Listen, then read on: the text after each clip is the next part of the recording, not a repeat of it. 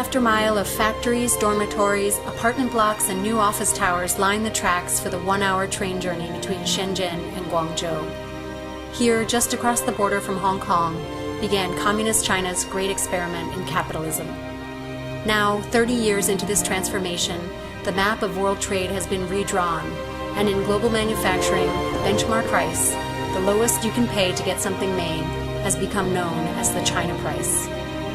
From the outside of these hundreds of thousands of factories, it's hard to tell how this success has been achieved, and even harder to tell at what cost. Over the past 3 decades, 200 million people have moved from tiny towns in the Chinese countryside to big cities on its coasts. 40 million of them ended up along this strip in southern China.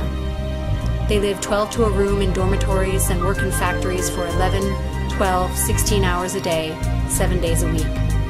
Many are still teenagers living hundreds of miles away from their families. They make our clothes, our computers, our cell phones.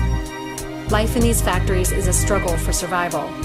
Western companies come to China to save money, and they pressure their Chinese suppliers for lower and lower prices. Chinese factories do whatever it takes to keep their customers happy.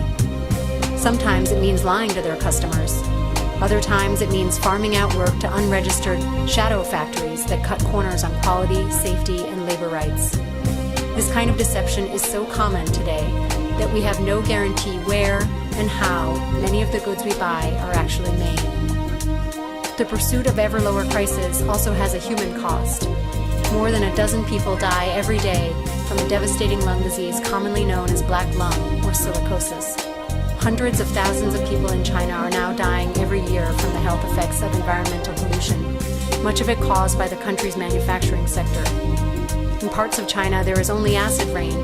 Residents there know no other kind.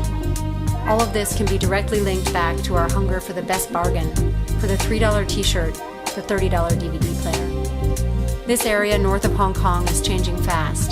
Factories are closing down by the thousands, unable to provide the same low prices as wages and other costs start to rise. The story doesn't end there, though.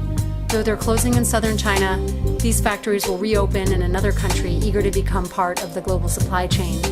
There's no shortage of poor, hungry farmers who'd like to make cell phones for the rest of the world.